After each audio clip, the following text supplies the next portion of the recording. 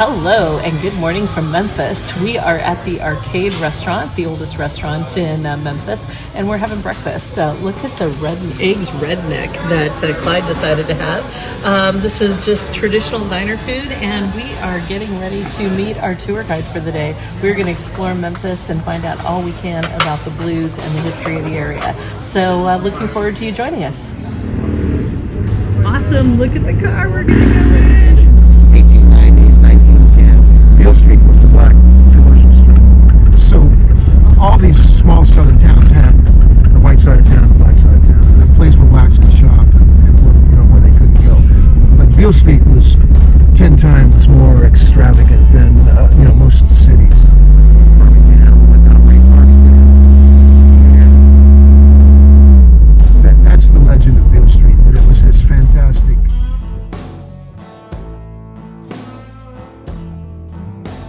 Railroad bridge where Robert Johnson caught the train, Hernando Street. That's the railroad bridge.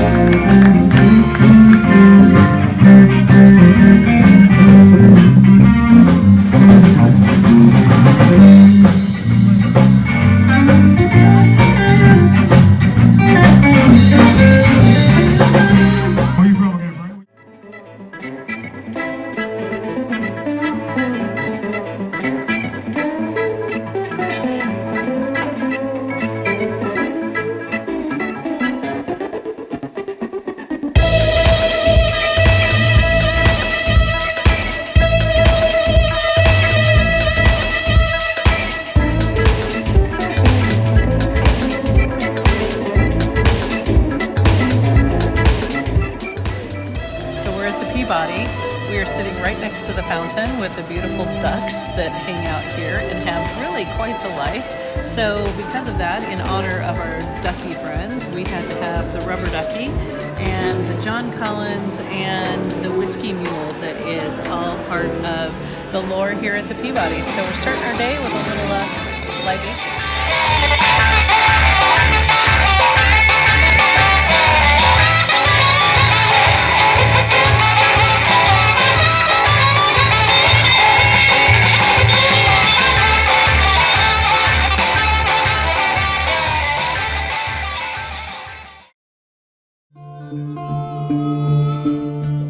So the goal of of this today. We are at the River Park in Tunica, and we are going to go check out the view that you get of the Mississippi River and the Delta here on Highway 61.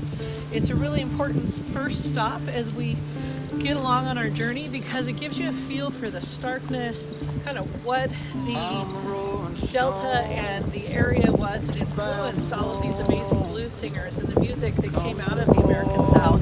So it's really bleak today. As you can see, it's really not a beautiful day, but it's giving you quite a feeling for what it is that we're going to see as we continue down south in Mississippi. Pouring rain, wanna hear that train.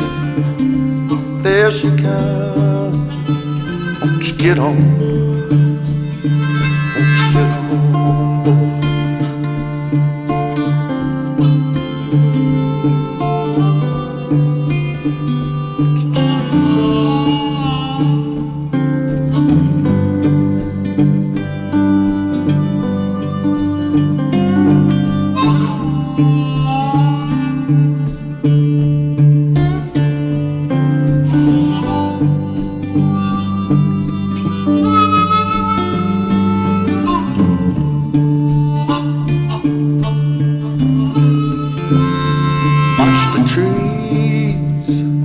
Falling leaves like the breeze, won't you blow on?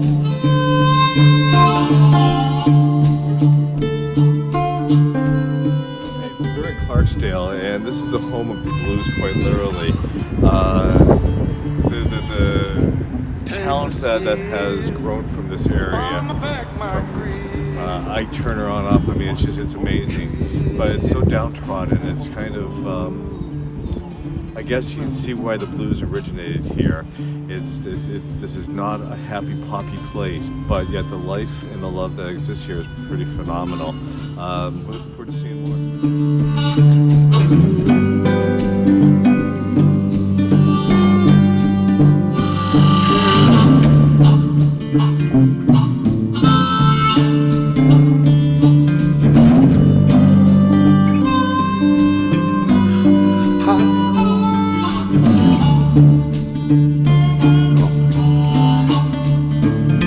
Across the track, don't look back. All the jack, won't you roll on? City lights, what blinds your eyes? Don't look twice, won't you go on?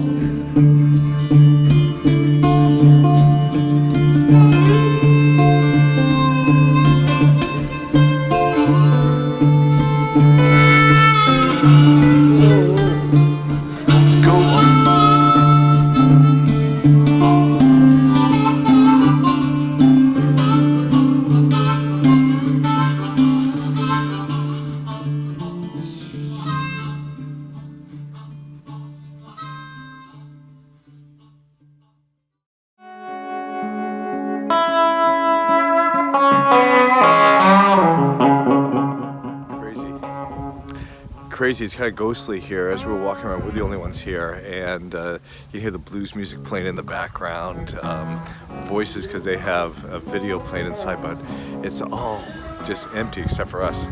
And it's kind of crazy because the buildings are pretty much as they were. They preserved them, but they didn't redo them to make them handicap accessible. This is the real deal, and as I mentioned, purportedly the birthplace of the blues. Having a great time.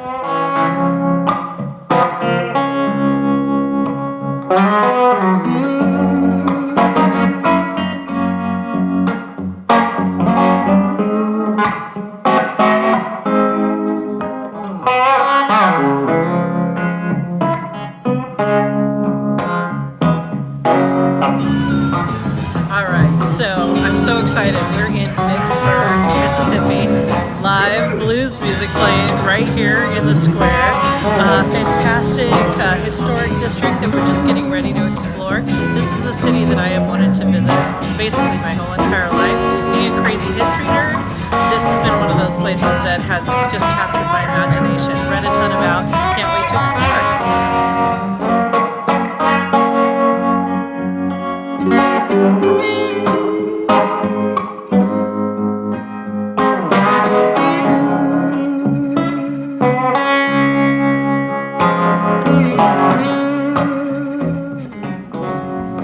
Okay, so this is the reason that Vicksburg was able to hold out and have one of the largest sieges in the Civil War. Take a look at this bluff going down to the Mississippi there. It was incredible what the Union forces had to do to be able to take this city.